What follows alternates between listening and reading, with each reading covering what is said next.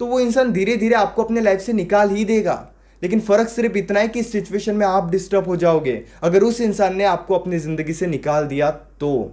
इसीलिए आप भी खुद को इमोशनली स्ट्रांग करने पर फोकस करो, खुद को इमोशनली हील करने पर भी फोकस करो।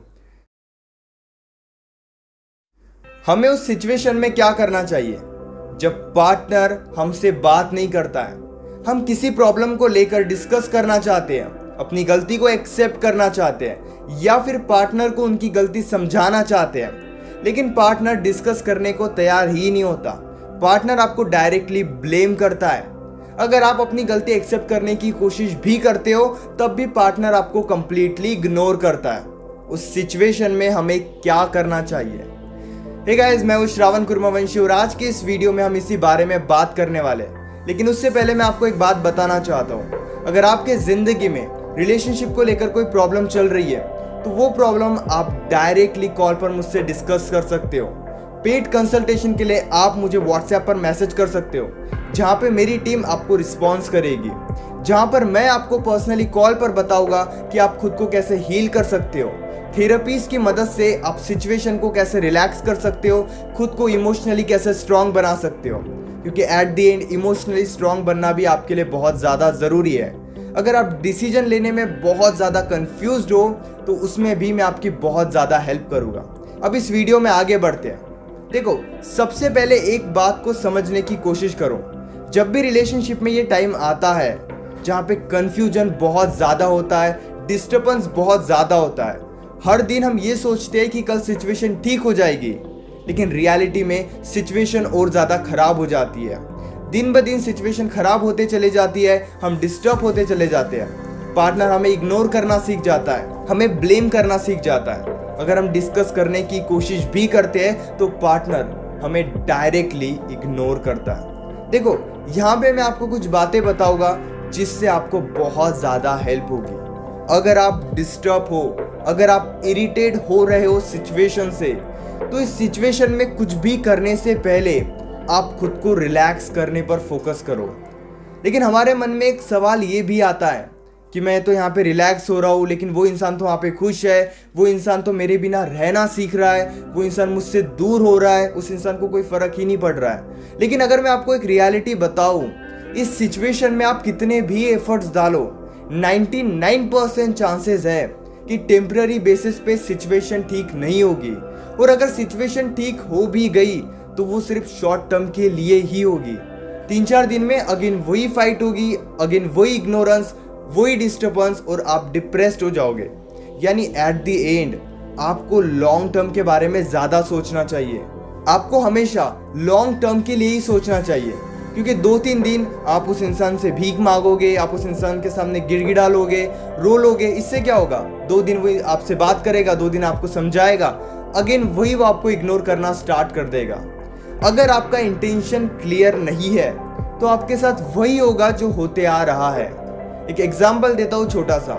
अगर आप उस इंसान के सामने एकदम कमज़ोर बन रहे हो, उस इंसान के सामने टाइम की डिमांड कर रहे हो, उस इंसान के सामने ये डिमांड कर रहे हो कि आपको भी बात करनी है, इससे बात तो हो जाएगी लेकिन शॉर्ट टर्म के लिए, क्योंकि वो इंसान आप पर तरस खाकर आपसे बात कर रहा है। समझ रहे हो आप? यानी यहाँ पर सिचुएशन को ठीक करने के लिए एफर्ट्स आप डाल रहे हो, लेकिन फिर भी आप ही को ब्लेम किया जाएगा, आप ही को इग्नोर किया जाएगा। इसीलिए हर सिचुएशन में एफर्ट्स डालने से पहले खुद को रिलैक्स करना सीखो, इंटेंशन क्लियर रखो। अगर वो इंसान आपसे निगेटिव वे में बात कर रहा है, आपको अब्यूज कर रहा है, तो डायरेक्टली उस इंसान को इंटेंशन बताओ कि हाँ, आपको भी बात करनी है। ऐसा नहीं कि आपको भी बात नहीं करनी है, आप भी उन्हें इग्नोर कर रहे हो, आप भी एटीट्यूड शो कर रहे हो, आप भी ईगो दिखा रहे हो। ये चीज़ें आपको और ज़्यादा डिस्टर्ब करेगी। लेकिन उससे बेटर अगर आप एक क्लियर वे में बात करोगे कि मुझे आपसे बात तो करनी है, मुझे सिचुएशन को ठीक भी करना है, लेकिन एक पॉजिटिव इंटेंशन के साथ। उस इंसान को ये शो मत करो कि आपको बात करनी ही करनी है। बात करनी है ये शो कर सकते हो, लेकिन एक पॉजिटिव वे में। अगर आप बात करने की कोशिश कर रहे हो और बात नहीं हो रही है तो आप डायरेक्टली पीछे हट जाओ। ज़्यादा डिस्कस करने की कोशिश मत करो, ज़्यादा एफर्ट्स डालने की कोशिश मत करो, क्योंकि इस सिचुएशन में अगर आप कुछ नहीं भी करते हो तो पॉसिबिलिटीज़ काफ़ी ज़्यादा है कि सिचुएशन धीरे धीरे रिलैक्स हो जाएगी। मैं आपको एक छोटा सा एग्जाम्पल देता हूँ। अगर आप एक स्विमिंग पूल में हो जहाँ पर आप बहुत देर से स्विमिंग कर रहे हो, बहुत देर से तैरने की कोशिश कर रहे हो, लेकिन कुछ देर तैरने के बाद आप कंप्लीटली थक जाओगे। उसके बाद चाहे कुछ भी हो जाए, आप चाहकर भी नहीं तैर सकते क्योंकि आप बहुत ज़्यादा थक चुके हो। बस उसी तरीके से सिचुएशन में भी यही हो रहा है। आप चाहकर भी अभी 100% एफर्ट्स नहीं डाल सकते जब तक आप खुद को रिलैक्स नहीं करोगे। बेटर यही है कि आप स्विमिंग पूल से निकलो, खुद को रिलैक्स करो और फिर बाद में स्विमिंग करने की कोशिश करना, लेकिन स्विमिंग करने से पहले खुद को रिलैक्स करो। उसी तरीके से इस सिचुएशन से पॉजिटिव वे में थोड़े दिनों के लिए बाहर निकलो। इंटेंशन क्लियर रखो कि हाँ, आपको भी बात करनी है। उस इंसान को इग्नोर करने की कोई ज़रूरत नहीं है, लेकिन जैसे आपको लग रहा है कि वो इंसान अच्छे से बात नहीं कर रहा है, अच्छे से आपको समझने की कोशिश नहीं कर रहा है, दैट्स इट, आप भी पीछे हट जाओ। अगर वो इंसान अब्यूज कर रहा है तो फोन कट करने से पहले आप खुद फोन कट करके पीछे हट जाओ। आपको कॉल्स मैसेजेस करने की कोई ज़रूरत नहीं है। जहाँ पे आपको ये समझ में आ रहा है कि वो इंसान ना कोई कॉल कर रहा है, ना कोई मैसेजेस कर रहा है, आपके मैसेज को इग्नोर कर रहा है, वहाँ पे एट दी एंड अगर आपको लग रहा है कि आपको मैसेज करना है, कॉल करना है, आप एक बार कॉल करो। क्योंकि एक बार कॉल करोगे, 100 बार कॉल करोगे, उन्हें दिखेगा, उनके फ़ोन के स्क्रीन पे शो होगा कि आपका कॉल आया है।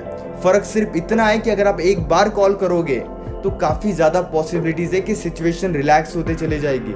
लेकिन अगर आप बार बार कॉल करोगे, खुद को आप कंट्रोल करने की कोशिश नहीं करोगे, खुद को रिलैक्स करने की कोशिश नहीं करोगे, तो इन शॉर्ट आपका रिलेशनशिप रिलैक्स नहीं हो सकता। क्योंकि इस सिचुएशन में रिलैक्स होना बहुत ज़्यादा ज़रूरी है और आप तभी रिलैक्स हो सकते हो जब आप खुद को थोड़ा कंट्रोल करोगे। अब पार्टनर को कंट्रोल नहीं कर सकते। अगर पार्टनर कोई बात समझने को तैयार ही नहीं है तो उन्हें समझाने की कोशिश ही मत करो।